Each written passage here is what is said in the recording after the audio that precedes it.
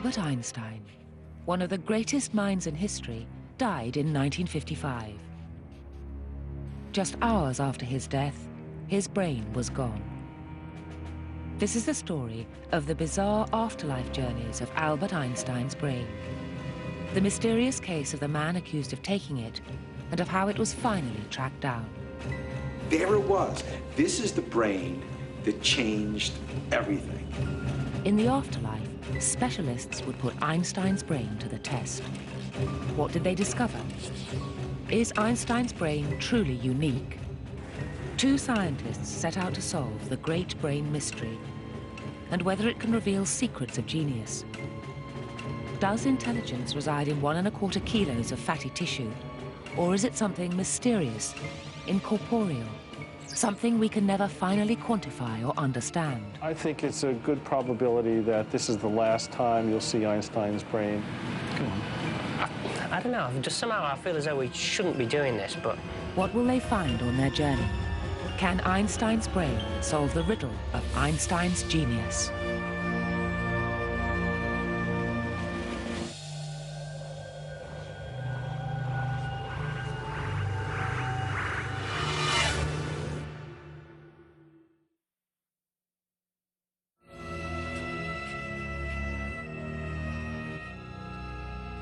April 1955, Princeton, New Jersey.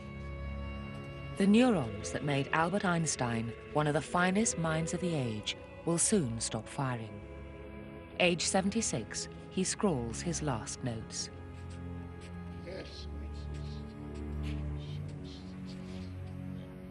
Mutters his last words in his native German.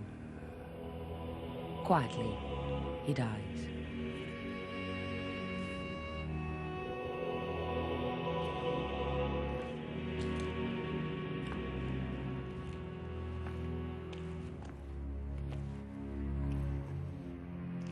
Otto Nathan, his close friend and executor of his will, gathers those closest to Einstein for the cremation.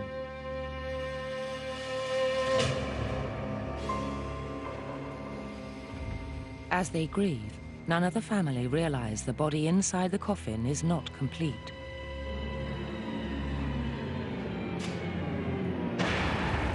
There are less than 24 hours between Albert Einstein's death and his cremation. But in that time, a part of the body disappears. One part is missing. Someone has taken Einstein's brain. Today, that someone lives in a quiet backwater of America. This is the man who opened up Einstein's skull and took out one of the greatest brains in history. In 1955, Dr. Thomas Harvey was 42. By chance, he was the physician performing autopsies when Albert Einstein died.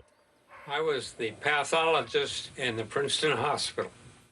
Dr. Harvey had met Albert Einstein before, when he made a house call to perform a routine blood test. Usually I sent female technicians to homes to do the work, but this case, I went myself.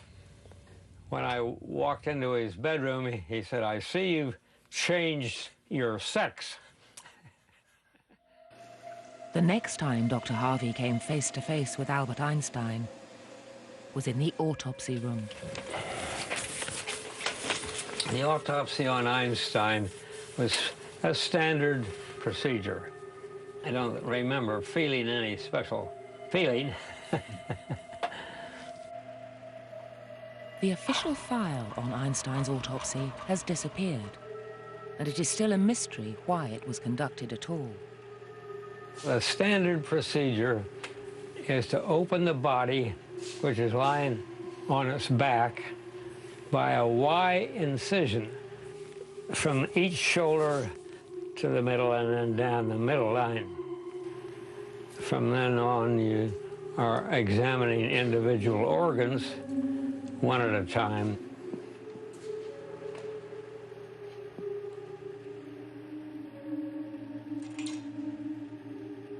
You weigh it and describe its appearance, so forth. The world's press was waiting to hear how Albert Einstein had died. I told them that Einstein had this defect in his aorta and that eventually ruptured, and he bled to death.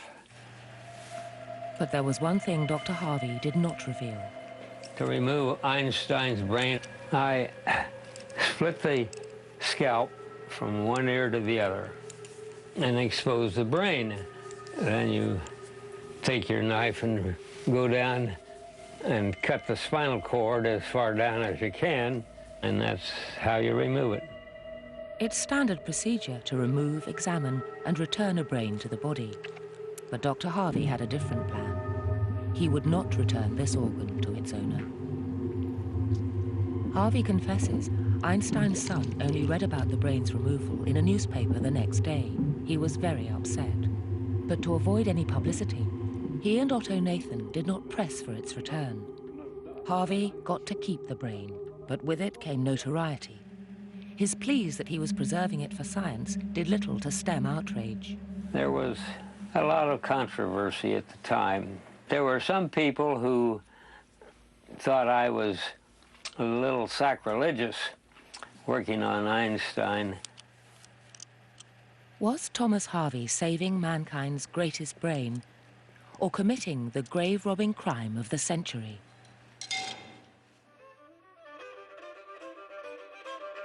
Einstein's destiny as a great physicist was not obvious. As a child, his passion was music, not physics. I often think in music. I live my daydreams in music. If I were not a physicist, I would probably be a musician. But Einstein's life changed when he was given a book on geometry. The universe could be tamed through numbers. His life's work would be to control the music of the universe. During his life, Einstein changed our concepts of space and time forever. He harnessed energy, mass, and the speed of light in the most famous equation of all time. E equals mc squared. What made Einstein's brain so exceptional? Dr. Jim Al-Khalili, like Einstein, is a physicist and is obsessed by the work of his hero. Brain specialist Dr. Mark Lithgow hunts for the secrets of creativity inside the human mind. My name is Dr. Jim Al-Khalili. I believe Einstein's genius came from his imagination, and no man or machine can measure that. Am I right? My name is Dr. Mark Lithgow, and I believe that Einstein's genius comes from nerve cells which can be analysed. We can find out what made Einstein a genius. Am I right? So which view is correct? To solve the riddle of Einstein's genius, Mark and Jim will have to journey to America to hunt down and examine Einstein's disembodied brain. Nature or nurture? Biology or training? Are geniuses born or are they made? Neurophysiologist Dr. Mark Lithgow is a keen climber and finds parallels between his hobby and his profession. Now, there are two scenarios for how the brain works. The first scenario is the brain is like a muscle. Now, I've trained to develop the stamina in my muscle, hopefully, that I can hold on to this hold for a period of time. The second is that the brain is like a skeleton. And it doesn't matter how much I train, I'm never, ever going to be able to reach that hole right up there.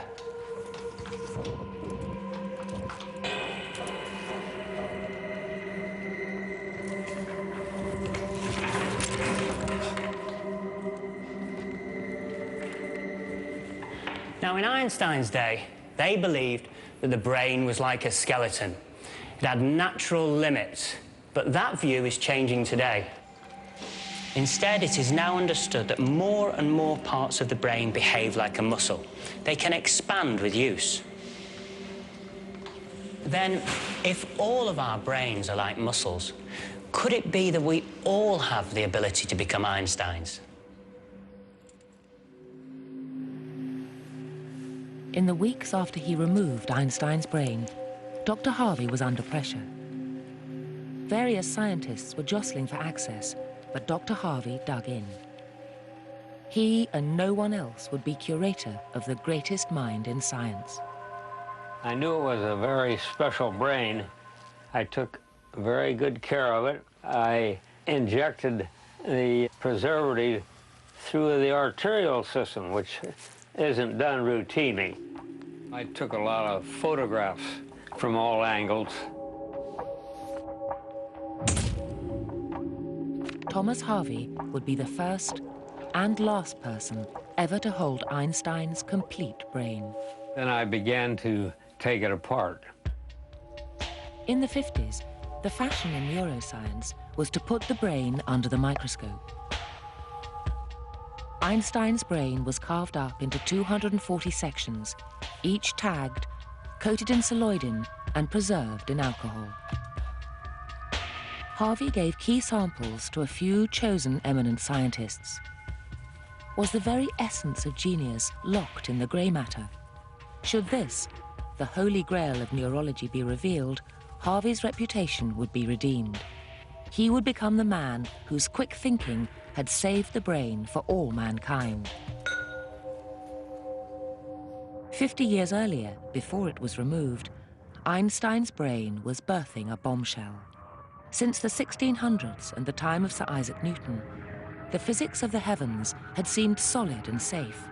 But in 1905, Einstein published 3 papers that created an explosive new vision of our universe.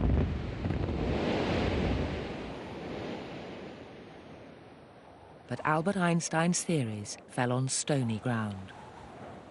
The physics world ignored his papers.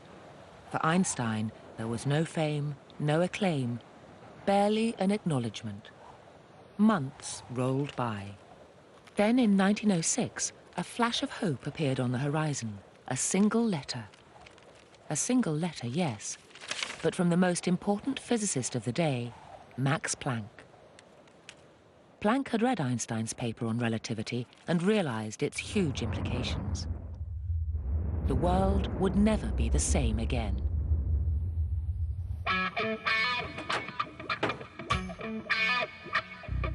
Dr. Jim Al-Khalili and Dr. Mark Lithgow are in Southern California hunting for Albert Einstein's brain.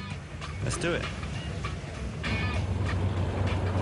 Mark is sure Einstein's brain will give insight into Einstein's genius, but Jim is not convinced. I think Einstein's genius was in his ideas. And you're not going to find ideas pickled in a jar somewhere. I mean, he revolutionized physics in the 20th century.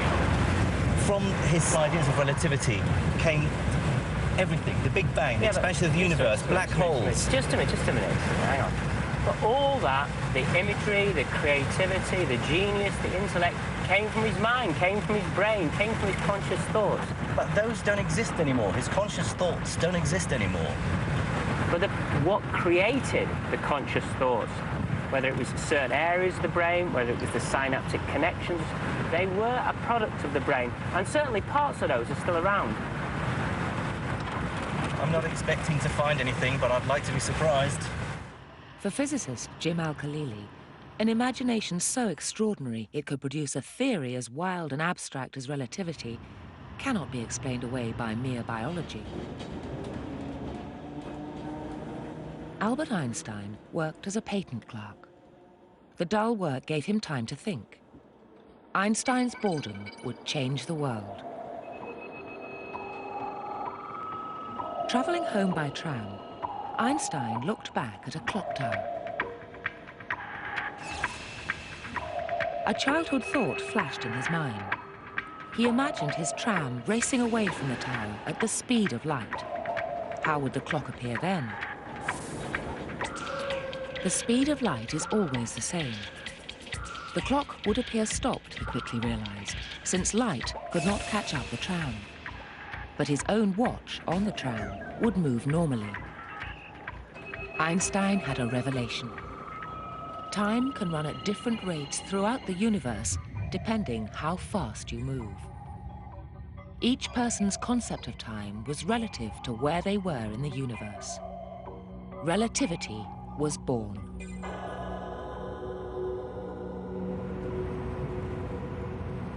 As they head towards their first destination, Jim and Mark stop off at a ghost town, where time has ground to a halt. It's as though time stood still here. It's like a slice through space-time.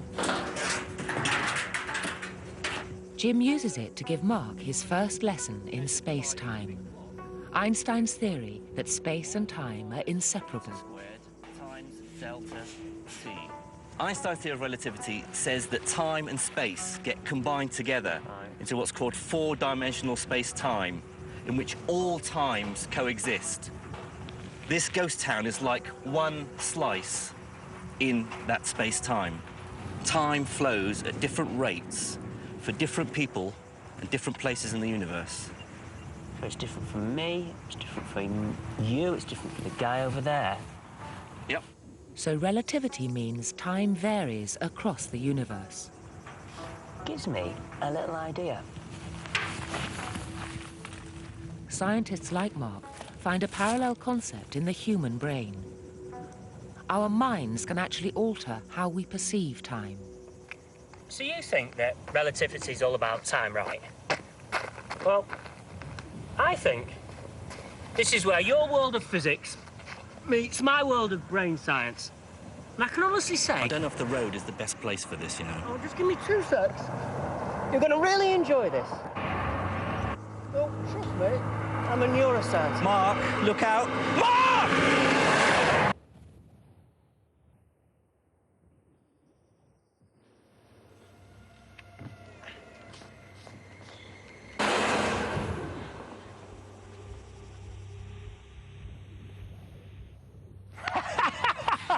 Didn't expect that, did you? All in the mind, see? We've all heard that expression that time slows down when you're about to have an accident. Well, it's true. Your conscious mind allows you to change your experience of time to cope with dangerous situations such as this. You do that again and you're a dead man. Now, run by me that thing about consciousness and time again. Right. You can speed up or slow down our conscious experience of time depending on the situation. So incredible as it seems, the way our brains discern time is not fixed. Albert Einstein showed the world that time across the universe is not constant. And now brain science is showing that even the sense of time inside our minds is flexible. Or to put it more simply, positive situations seem to pass quickly, while negative situations apparently last longer. For Einstein's brain, time might as well have stopped. Research was going nowhere. To Harvey's shock and dismay, 1950s science could find nothing special or different in Einstein's brain. Harvey drifted away from Princeton and crisscrossed outback America, Kansas, North Carolina, California. His prize stayed by his side, sometimes in glass jars, sometimes even in Tupperware. And for decades, the world forgot all about Einstein's brain. Today, Stephen Levy writes for Newsweek, but in 1978, he worked at a small magazine in New Jersey. My editor told me, I want you to find Einstein's brain. After lots of dead ends, Stephen Levy had a hunch that Dr. Harvey would know where it was. So I called him up. I don't know how I could help you, he said. And I said, look, I'm going out to see you. So as this interview stretched on, and every so often I would just say, well, where is it? And he would deflect the question. Until finally, I think it really was, I said, don't you have any pictures of it? And, you know, I didn't want to leave empty-handed. That's when, you know, for some reason, he got up without another word, walked around the desk, and moved out these medical jars. They were like big mason jars that held within them, you know, the remains of Einstein's brain. And it was a profound moment. I mean, there it was. This is the brain that changed everything. For the second time in his life, the world's press descended on Dr. Harvey, who was once again portrayed as the Frankenstein of the story. Einstein's executor, Otto Nathan, denounced this freak show. Your use that Einstein would never, ever have agreed to have his brains examined in such a way. Back under the spotlight, Harvey had to act. Trained only as a pathologist, he needed an ally to advance the research which he'd struggled to begin for so long. In the 1970s, Professor Marion Diamond was a rebel. Established brain science had only focused on nerves and ignored the other cells in the brain, the glial cells. Glial cells are like tiny electricians, insulating and fixing neurons in their correct place, speeding up impulses, and repairing the brain's complex circuitry. Working with rats, Diamond discovered how important glial cells actually are. If she gave rats mental exercise with toys and companions, their glial cells multiplied massively. Rats left alone in bare cages had no such change. So glial cells must be important in mental development. Rats with active brains have more glial cells. But is the same true in humans? Marion Diamond needed samples from a really active human brain, a genius brain. On a student notice board, she saw an article announcing the rediscovery of Einstein's brain. She hunted down Thomas Harvey. She needed that brain. Dr. Harvey sent samples of Einstein's priceless brain through the post. It arrived, believe it or not. No. In a mayonnaise jar. That's great. The Kraft Miracle Whip mayonnaise jar. Yes, there were 4 pieces. They were sugar cube sized, and they were floating in a solution. Mark is about to have his first glimpse of Einstein's brain. We were looking for the nerve cells and the supporting glial cells. And the glial cells are the other cells in the brain? Right. There are only 2 kinds of cells to make up a brain. Right. And in our experimental work, we show more glial cells per neuron when our rats are exposed to enriched environments. Was that the same in Einstein's brain? He had more glial cells. These are the glial cells, the little round ones there. That's fantastic. And these are the nerve cells. You can see their nucleus. They're just beautifully preserved after such a long period of time. That's incredible. The first time that you saw that, after all the studies that you'd done, and you looked at Einstein and you saw that the ratio was increased of glial to neurons, that must have been a revelation. You must have been jumping up and down in the lab. And when they could say that, yes, we had statistically more glial cells per neuron in one area here in his so-called left parietal area, that was amazing. It was very clear. So genius is not just about ideas. It does seem to have a biological basis. Mark's argument is gaining momentum. Einstein's physical brain was indeed different. In the contest between ideas and biology, he's pulling ahead. Really saying that if we find the brain, if we look at pieces of the brain, there'll be something in there that's hardwired that shows us how his brain developed. My argument is that, okay, he had the genes to become a scientist, but there was something extra in him to be able to think in a different way to other scientists and mathematicians. Mark and Jim arrive in New York. Jim is sure the traits that set Einstein apart from other scientists cannot be measured. They're intangible. To win Mark round, he brings out his star witness. Well, I'm about to meet a man who I'm hoping will have a whole new take on Einstein's genius. See you later, Mark.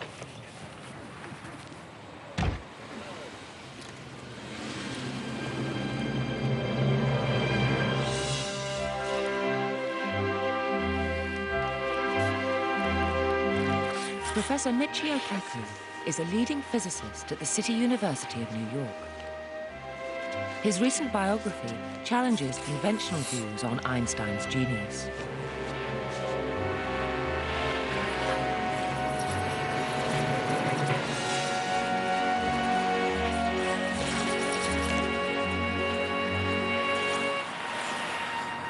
Hi, Michio.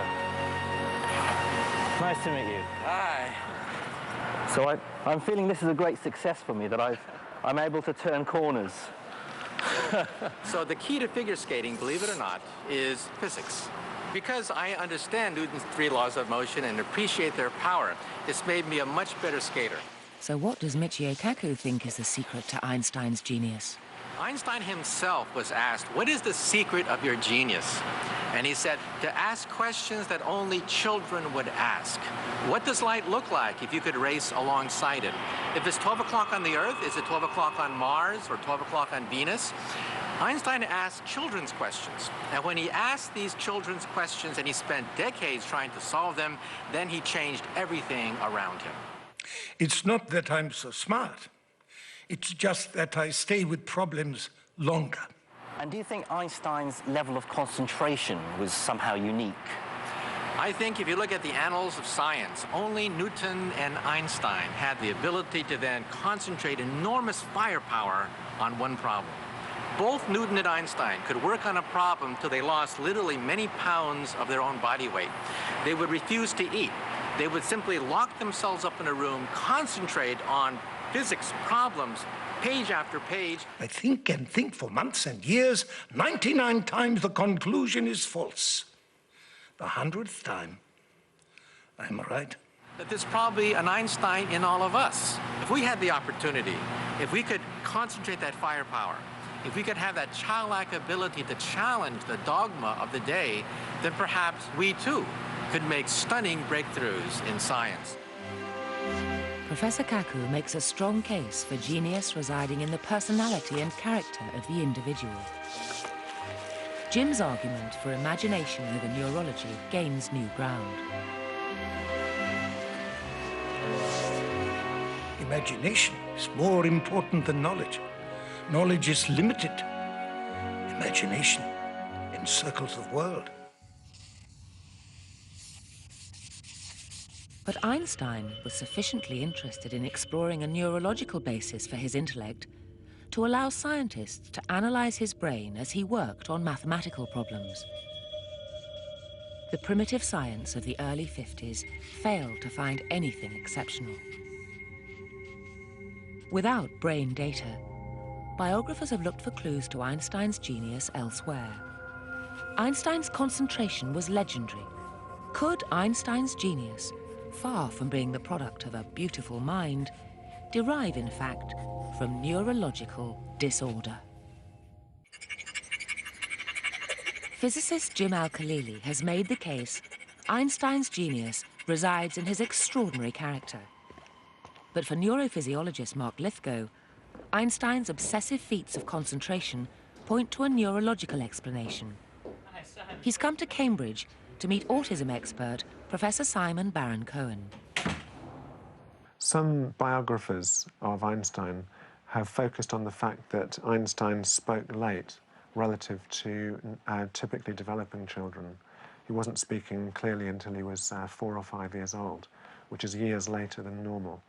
And that he may have had this pattern of echoing other people's speech.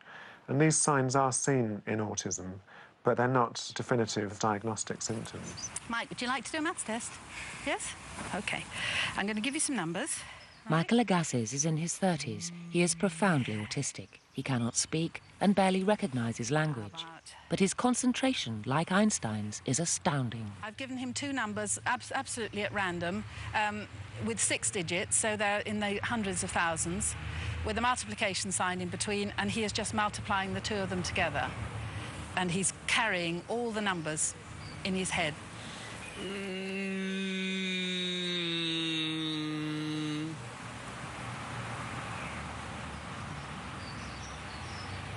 Done it? Right, now look, your first numbers, 2, 8, 7, 1, 7, 5, 6, 6. They're all right, aren't they? Well done. The sum Michael has done in his head is too big to fit on a conventional calculator and must be done in 2 parts. And the last 4 numbers are 7, 1, 2, 4, which are exactly the same as yours. So it was right.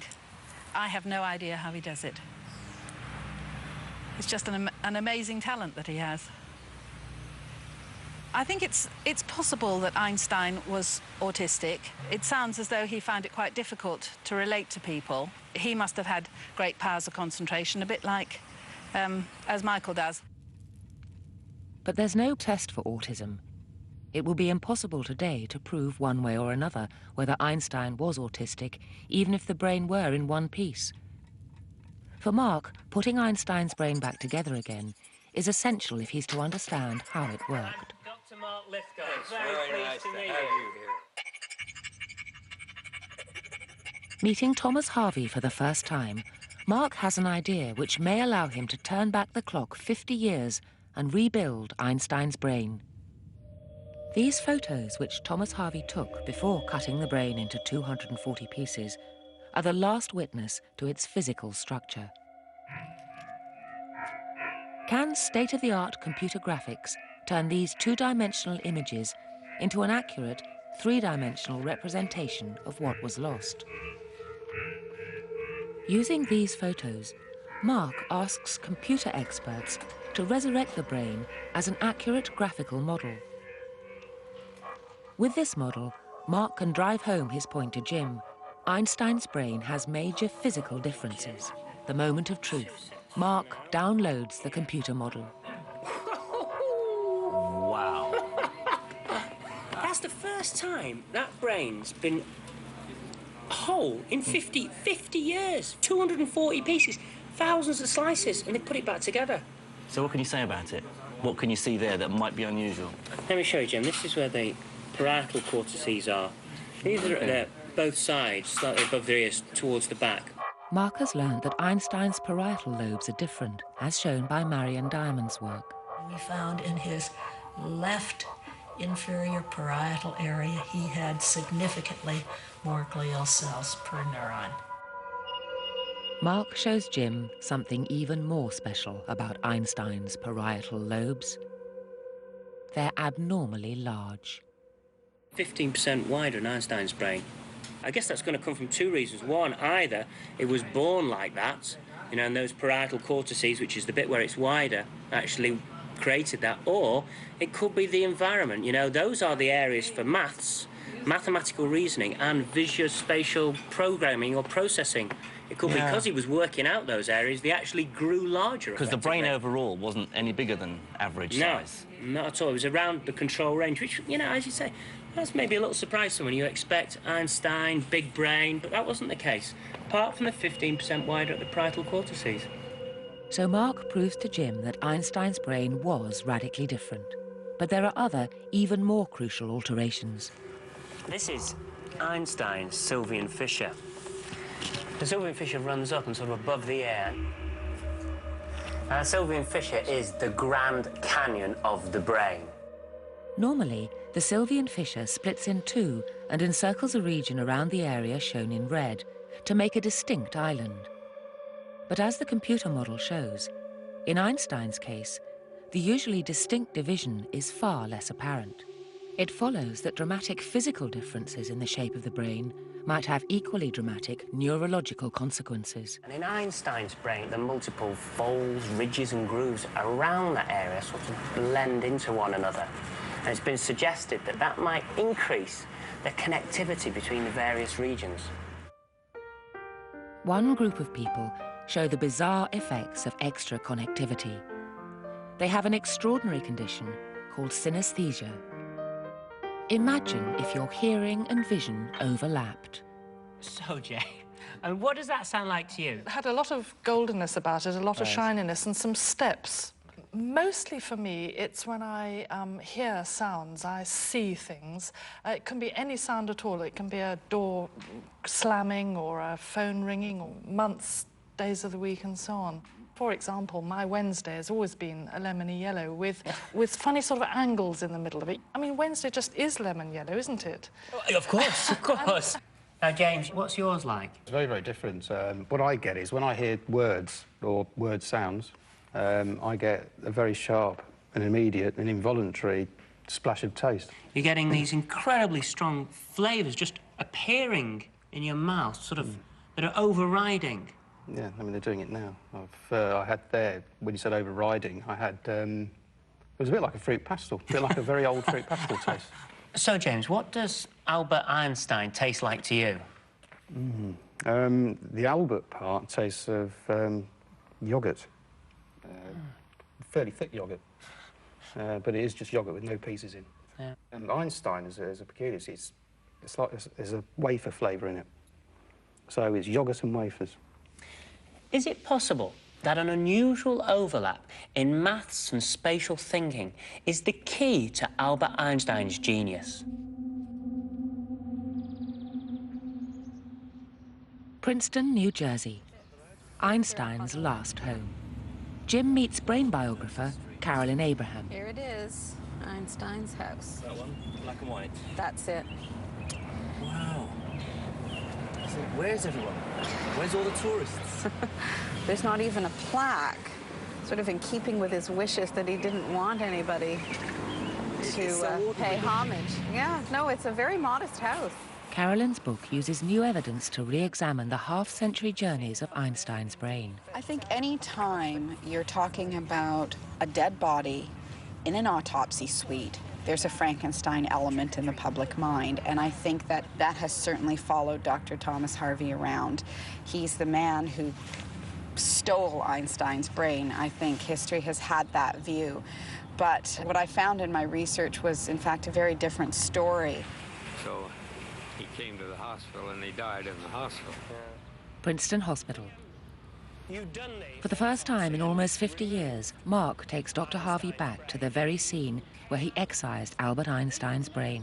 So, where were the reporters standing during the press conference? Right where you and I are standing. So they were standing here? Yeah, and I was standing right there. Wow. Shall we go inside, Dr. Harvey? Okay. After half a century, what revelations might still lurk in the shadows? And this was the lab which you initially worked? That's right. 40, 50 years since you've been back here. You are right. Wow. Yeah, same old autopsy table. Dr. Harvey maintains that the morning that he performed the autopsy on Albert Einstein, he was not alone. When you performed the autopsy, there were other people in the room. Where were they standing in the room? Well, there was only one other. Only one, yeah. Einstein's good friend, who was standing here watching the procedure. His executor, Otto Nathan. Otto Nathan was completely devoted to Einstein, almost to the exclusion of all else. This, of course, is to help open the skull. I think it would have been very difficult for Otto Nathan to actually bear witness to seeing his very close friend dissected. And it's a brutal process. It was his good friend. He was being autopsied. But I never heard his reaction to it. Dr. Harvey claims Otto Nathan witnessed every cut and slice of the gruesome procedure. Could it be possible he didn't realize Harvey intended keeping the brain? Certainly his first response to the breaking news was outrage. Otto Nathan just went ballistic. Whilst the public controversy rolled on, Otto Nathan and Dr. Harvey held a private meeting. From then on, it seems Otto Nathan gave his full yet covert backing to Dr. Harvey, whilst keeping the affair at arm's length. For decades, Otto Nathan would act as Harvey's silent partner, hoping that science could show his genius friend's brain was truly unique. Researching her book, Carolyn Abraham discovered a secret cache of letters from Otto Nathan to Thomas Harvey. And I hope that when your two children come to New York, you will ask them to come and pay me a visit. He kept this correspondence very, very quiet. He certainly never let on in the few interviews that he gave over the years that he was, in fact, in touch with Tom Harvey. And Tom Harvey himself was never open when he so many times could have used it in his defense by saying, you know, look, I wasn't alone in this. I had the permission, the consent, and the enthusiasm, in fact, of Einstein's closest friend. For 50 years, Dr. Thomas Harvey has been seen as little better than a grave robber. Only now it can be revealed that he had the full support of Einstein's executor. Both wanted the world to realize in some level that he truly was physically a genius. And Otto Nathan put his faith in Thomas Harvey to actually sort of put that stamp on this organ and say that, yes, there are physically recognizable symbols of genius here. Did you ever wish that you'd not done that autopsy? No, I don't. It was really a great honor. And I was just the lucky person who was here and got to do it. Mark and Jim tracked down Dr. Harvey's successor, the new curator of Einstein's brain. After months of negotiation, they've gained exclusive access. So how will it feel to see, touch, and hold this iconic relic? 16E, we're pulling right here, Jim. I only get to see this bloody brain, I tell you. I'll be well pissed off if we get there and there's 2 empty jars or something. After nearly half a century of wandering, determined to ensure the safety of his most prized possession, Thomas Harvey finally gave up Einstein's brain. He entrusted its safekeeping to fellow pathologist Dr. Elliot Krauss to be stored for posterity at a secret location. I think Dr. Harvey did a great service. He preserved the brain for the last 50 years, something that... And there could be yet more secrets to discover. What's the future for the brain? I would like to maintain the original intent of the brain, and that is that it wouldn't be used for anything other than scientific purposes. I think it's a good probability that this is the last time you'll see Einstein's brain in a television documentary.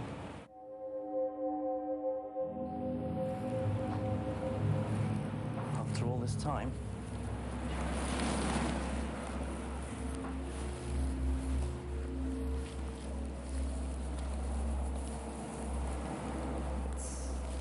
it's a weird feeling.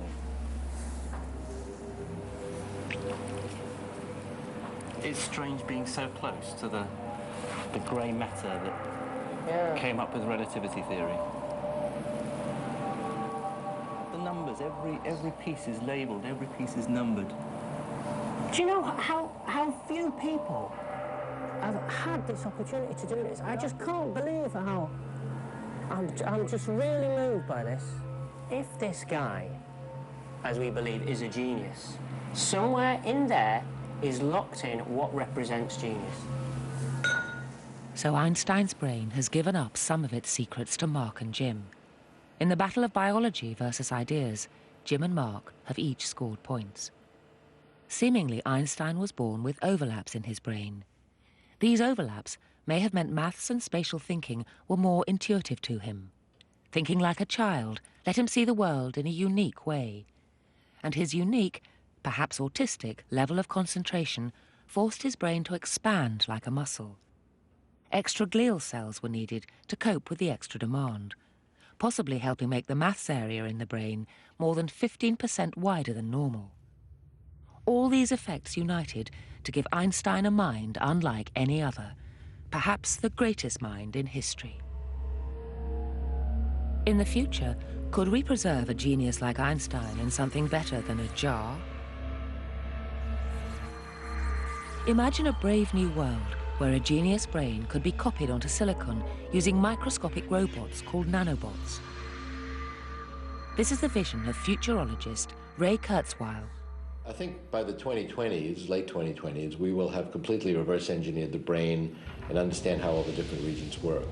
It'll take us longer to be able to scan an entire brain and capture every detail of someone's personality.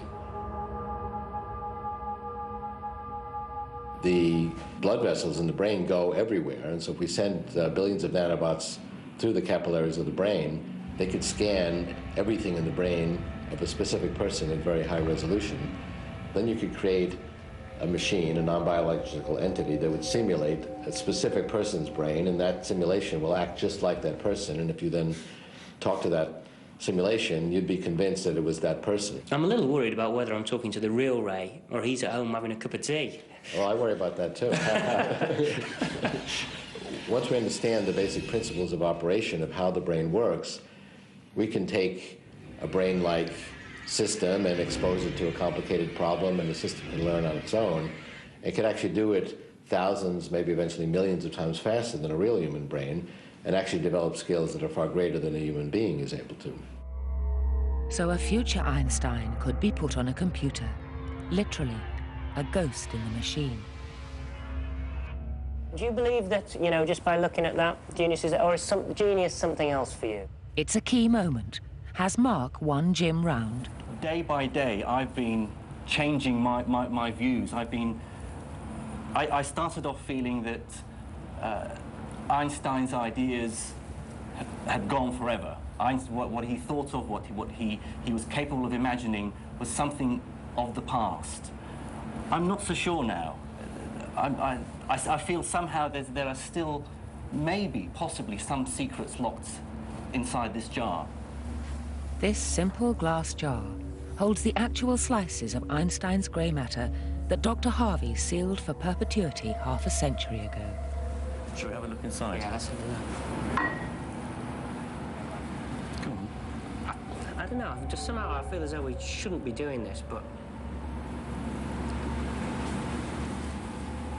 Wow, can you get one of those?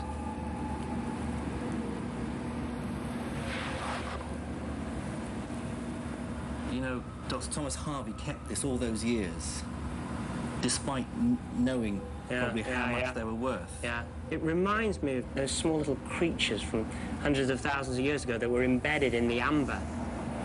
These are absolutely gorgeous. I mean, not just because of the fact that it's Einstein's brain and what it represents and where we are scientifically, but any of these pieces would easily have their place, I think, in any museum, any art gallery throughout the world, just because of what it represents. Einstein's brain. Removed, lost, rediscovered, analysed, and now saved forever.